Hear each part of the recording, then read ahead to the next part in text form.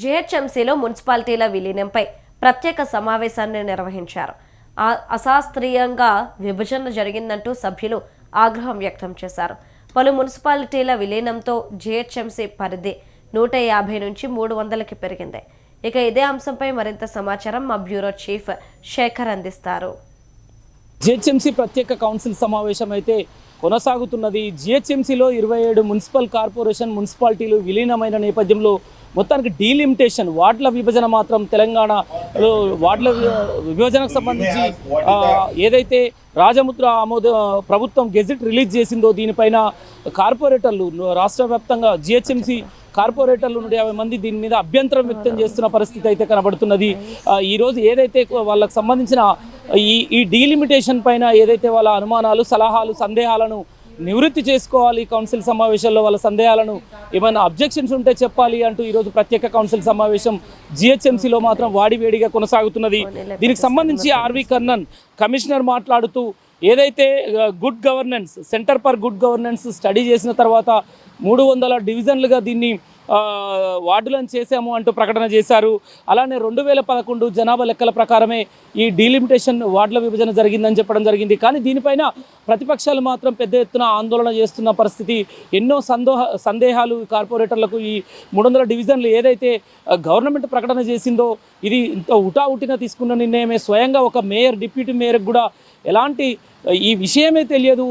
లోపలనే దీన్ని ఎలాంటి సమాచారం లేకుండా కార్పొరేటర్లతోటి ప్రజలతోటి అభిప్రాయాలు తీసుకోకుండా ఉటావుటిన కాంగ్రెస్ ప్రభుత్వం ఈ నిర్ణయం తీసుకోవడం పట్ల అటు బీజేపీ కార్పొరేటర్లు, ఇటు బీఆర్ఎస్ కార్పొరేటర్లు, ఎంఐఎం కార్పొరేటర్లు పెద్ద ఎత్తున ఆందోళన చేస్తున్న పరిస్థితి. అంటే కనీసం ఈ 300 ఏదైతే 150 డివిజన్లు ఉన్నదాన్ని 300లకు చేయడం వెనుక ఎలాంటి ఆంతర్యం ఉంది, వీళ్ళు ఎందుకు ఇలా ఏకవుటిన నిర్ణయాలు తీసుకున్నారని చెప్పేసి అటు బీఆర్ఎస్ పార్టీ కావచ్చు, ఇటు బీజేపీ కావచ్చు, అటు ఎంఐఎం కూడా తప్పుపడుతున్న పరిస్థితి. స్వయంగా కాంగ్రెస్ పార్టీ నేతలు కూడా ఎక్స్ అఫిషియో మెంబర్గా హాజరైన ఎమ్మెల్యేలు ఉన్నారు. ఈరోజు ఆ ఎమ్మెల్యేలలో ఎమ్మెల్సీలు హాజరయ్యారు. కాంగ్రెస్ పార్టీకి సంబంధించిన దానం నాగేందర్ కూడా మాట్లాడుతూ ఖచ్చితంగా దీనిపైన మరొకసారి స్టడీ చేయాలి, తీసుకున్న నిర్ణయాన్ని స్వాగతిస్తున్నాం, కానీ వార్డు ఏదైతే డివిజన్ కార్పొరేటర్లతోటి ప్రజలతోటి వాళ్ళ నిర్ణయాలు తీసుకోవాలి అంటూ మరోపక్క తలసాని శ్రీనివాస్ యాదవ్ మాట్లాడుతూ ఎమ్మెల్యే తలసాని శ్రీనివాస్ యాదవ్ మాట్లాడుతూ ఖచ్చితంగా దీని పట్ల ఓటింగ్ సిస్టమ్ పెట్టాలి, ఓటింగ్ కౌన్సిల్లో ఓట్ల మెజార్టీని బట్టి ఓటింగ్ సిస్టమ్ ద్వారానే ఇది జరగాలి అని చెప్పేసి కార్పొరేటర్లకు మాట్లాడే అవకాశం ఇవ్వాలి. అలానే ఏదైతే ప్రజలను సజెషన్స్ కూడా తీసుకోవాలి అంటూ ఏకపక్షాన తీసుకున్న నిర్ణయం ఇది రాజ్యాంగానికి విరుద్ధం అంటూ దాసోజి శ్రవణ్ ఎమ్మెల్సీ ఇలా ప్రతిపక్ష నాయకులు ప్రతి ఒక్కరూ ఈరోజు ఏదైతే డీలిమిటేషన్ని మాత్రం ఇది అప్రజాస్వామికంగా జరిగింది, రాజ్యాంగబద్ధంగా జరగలేదు, అసంబద్ధంగా జరిగింది అంటూ ప్రతిపక్షాల ఎమ్మెల్యేలు, కార్పొరేటర్లు పెద్ద ఎత్తున వాళ్ళ వాయిస్ వినిపిస్తున్న పరిస్థితి కౌన్సిల్లో.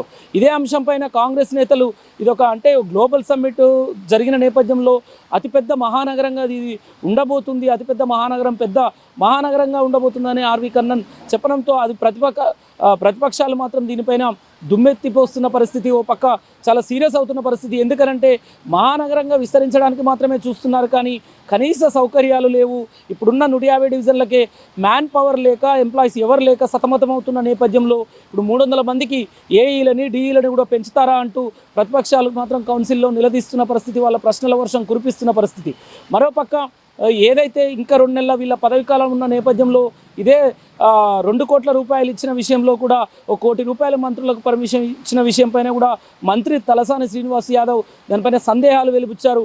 ఎప్పుడు అప్రూవల్ తీసుకోవాలి, ఎప్పుడు ఇనాగ్రేషన్లు చేయాలి, ఎప్పుడు బిల్లుల కోసం వీళ్ళు మంత్రుల దగ్గర సంతకాలు తీసుకోవాలంటూ దానిపైన కూడా ఒకసారి ప్రస్తావన చేసిన పరిస్థితి.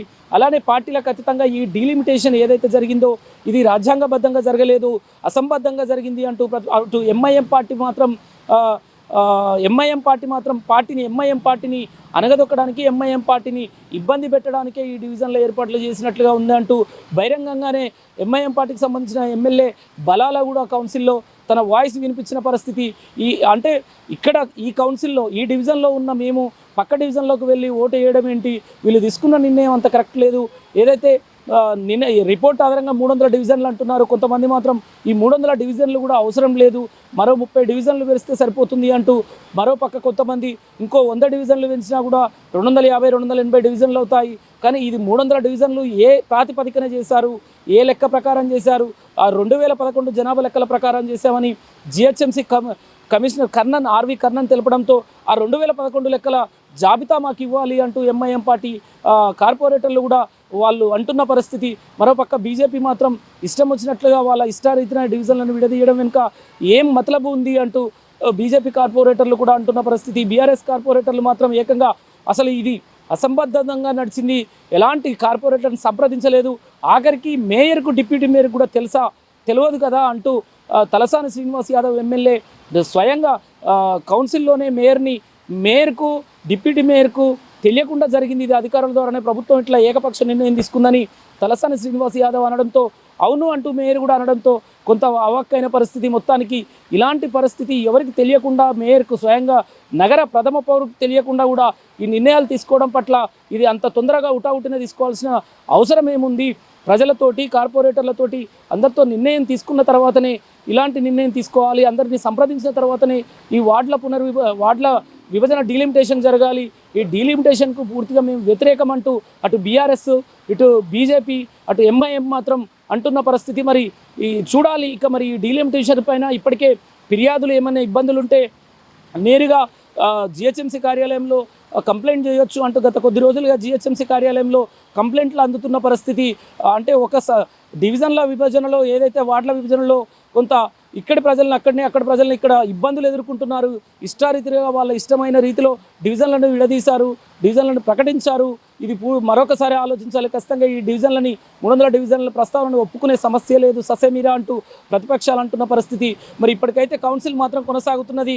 చూడాలి మరి కౌన్సిల్ అవసరం ఉంటే ఈ రోజు రేపు కూడా నడిపి ప్రతి ఒక్క కార్పొరేటర్ సలహాలు సూచనలు తీసుకోవాలి అంటూ వాళ్ళు డిమాండ్ చేస్తున్న పరిస్థితి. మొత్తానికి మాత్రం జిహెచ్ఎంసీ ప్రత్యేకంగా సమావేశమైన కౌన్సిల్ మాత్రం వేడివేడిగా కొనసాగుతున్న పరిస్థితి. కెమెరా పర్సన్ విజయ్తో శేఖర్, జిహెచ్ఎంసీ నుండి.